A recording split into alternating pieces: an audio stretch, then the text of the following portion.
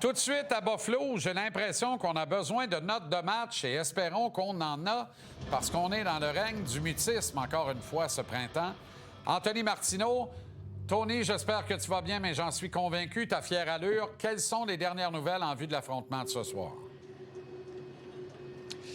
Écoute, malheureusement, on poursuit la tendance du mystère, hein, parce que ce matin, Jean-Charles, à l'entraînement qui était réservé aux extras, que des attaquants sur la glace, aucun arrière sur la surface glacée. Alors, Arber Xhekaj ou Jayden Struble ne s'y trouvaient pas. Notre collègue Félix Séguin qui a assisté à l'entraînement et qui m'a tout de suite envoyé un texto pendant que j'étais à l'hôtel des Canadiens, il dit Xhekaj ou Struble ne sont pas là. Alors, il va falloir attendre à la période d'échauffement. Donc, qui se mettra en branle, Jean-Charles, dans 90 minutes environ là, pour savoir quelle sera la décision finale de Martin Saint-Louis. On rappelle une chose, Arber Xhekaj avec 3 minutes 46 son temps d'utilisation pendant une période. Pendant tout le match, lors du match numéro 4, c'est son plus bas total en carrière. Alors, est-ce que ça veut dire qu'on envisage de réinsérer Struble? On verra. Maintenant, je t'entendais parler de... Il y a lieu d'être confiant présentement chez le Canadien. Je vais te donner une statistique et elle parle beaucoup, selon moi. 75 lancés tentés lors du match numéro 4 en faveur des Canadiens de Montréal. Ça en 93 parties cette saison, incluant les séries, bien sûr. C'est le 3e total le plus convaincant. Alors, j'ai demandé à Martin Saint-Louis ce matin comment il expliquait justement le fait que son équipe ait autant bombardé le filet des Sabres quand on sait que, historiquement, là, depuis l'ère Martin Saint-Louis, le Canadien n'est pas une équipe qui lance énormément. Alors, on écoute l'entraîneur.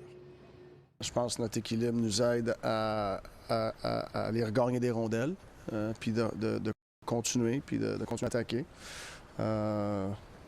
Puis c'est de mettre des bonnes pucks sur le forecheck si tu n'es pas capable de contrôler la puck l'autre bord de la ligne bleue, mais en possession, pour aller la regagner. En zone offensive, on a du temps, on a un peu plus sur le palais, on se crée des chances, mais c'est à nous de trouver les solutions pour pouvoir les mettre au fond.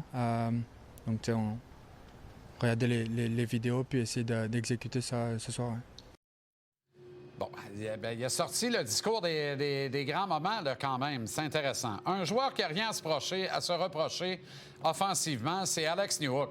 Quand on regarde, du moins, sur la feuille de pointage, là, Anto, parce qu'on pourrait analyser chacune de ses présences, il n'y a pas beaucoup d'attaquants qui commettent autant d'erreurs dans le feu de l'action, mais ces erreurs ne coûtent absolument rien. Pour l'instant, là, il y a le derrière béni. Tu sais, Kirby Dach fait une gaffe, ça coûte un but. Puis tout le monde parle de lui pendant 3 jours. Newhook, il en fait 3 par soir, il coûte rien, puis il en met une dedans, c'est un héros. C'est incroyable, la vie, quand même, hein? Ouais, le hockey est fascinant. Et à la fin, on regarde souvent les chiffres pour déterminer si un joueur offensif fait le boulot ou non. Surtout lorsqu'il est question d'un gars comme Alex Newhook, Jean-Charles, qui a été repêché au départ pour ses aptitudes offensives. Bon, là, je sais que son rôle a un peu changé, qu'il joue sur le désavantage numérique, mais n'empêche, 5 buts en 3 matchs en séries éliminatoires. Jean-Charles, ce n'était pas arrivé pour un joueur des Canadiens depuis, tiens-toi bien, là, 1980, et c'est Yvon Lambert qui avait fait ça. Alors, quand même... Incroyable. Et, tu sais, Kent Hughes... Quand même, on parle de derrière béni, mais Kent Hughes, ses acquisitions en série font très bien jusqu'ici. Ne serait-ce que, tu sais, on parle d'Alex Newhook, mais Kirby Dach aussi, on peut ajouter ça dans ce groupe-là. Mais les deux font partie du top 5 de la Ligue nationale de hockey en ce qui a trait au but marqué à 5 contre 5 par 60 minutes. Carrier, Dano, Texier, Bolduc, ce sont tous des gars qui ont amené un petit quelque chose en série jusqu'ici. Alors, mais pour revenir à Newhook, parce que c'est quand même excellent ce qu'il fait présentement, comment explique-t-on justement ces bonnes séries éliminatoires? Alexandre Texier s'est prononcé à son sujet. Tu sais, il est important, il joue avec sa vitesse, il a de la confiance, puis il nous aide beaucoup depuis le début des séries, donc c'est cool pour nous, puis c'est bien de le voir comme ça. Ouais. OK. Est-ce que Martin va raccourcir la corde avec certains de ses éléments ce soir? Mais là, il faut que je précise, là, certains de ces éléments vedettes.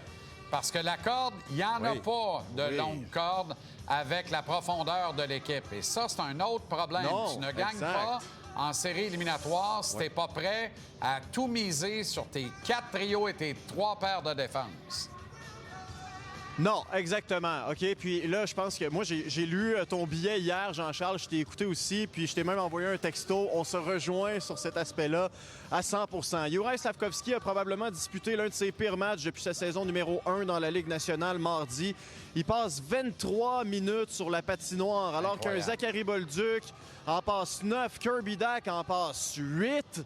Tu sais, Newhook en passe 14. Je veux dire, l'écart entre les 4 joueurs est fascinant. Et pendant ce temps-là, le premier trio, toujours à la recherche d'un premier but en série à 5 contre 5. Alors la corde, elle devra être représentative.